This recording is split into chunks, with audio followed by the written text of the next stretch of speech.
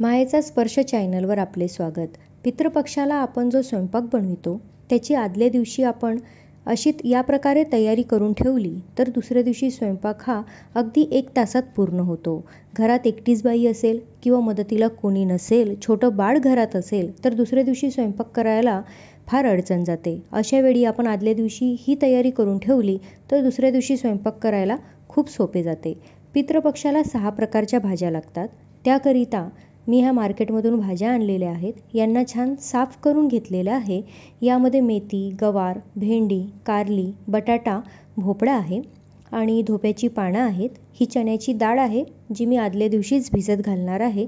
दुसऱ्या दिवशी याची आपल्याला चटणी बनवायची आहे. इथे बघा, भाज्या मी छान स्वच्छ धुवून घेतलेल्या आहेत. अळूची पानं, मेथी, गवार, भेंडी, कारली यांना स्वच्छ पाण्याने मी साफ करून घेतलेले आहे.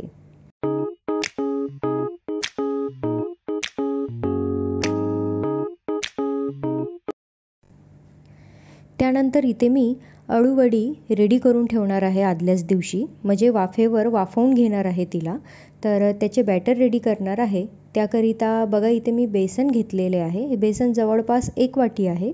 त्यामध्ये 1 चम्मच आपण तांदळाचे पीठ टाकणार आहोत.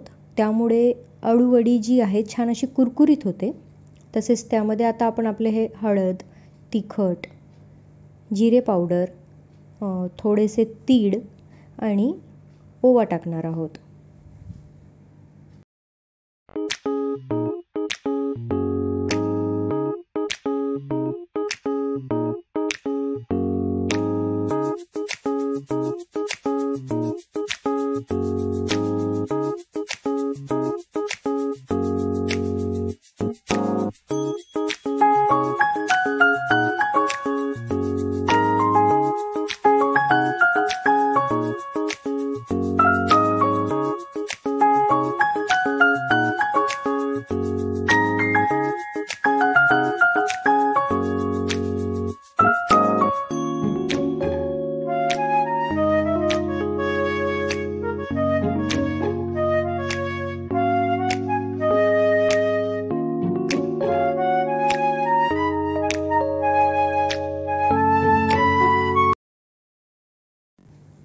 हे बघा, बॅटर इथे रेडी आहे. आता आपण पानांना हे लावून घेणार आहोत आणि अळूवडी रेडी करणार आहोत.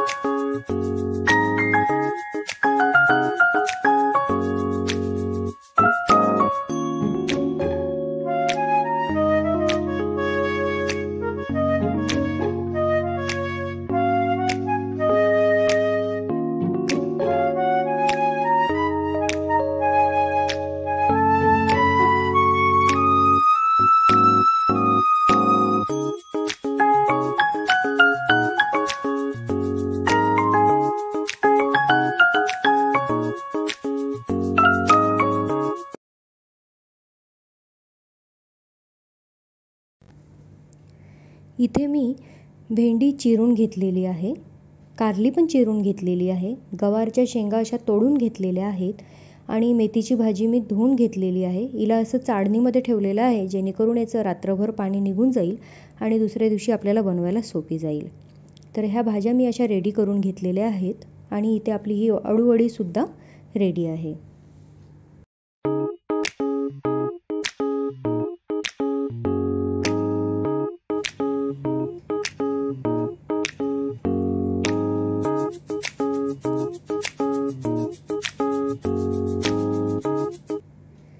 कुकरमध्ये मी बटाटे लावणार आहे.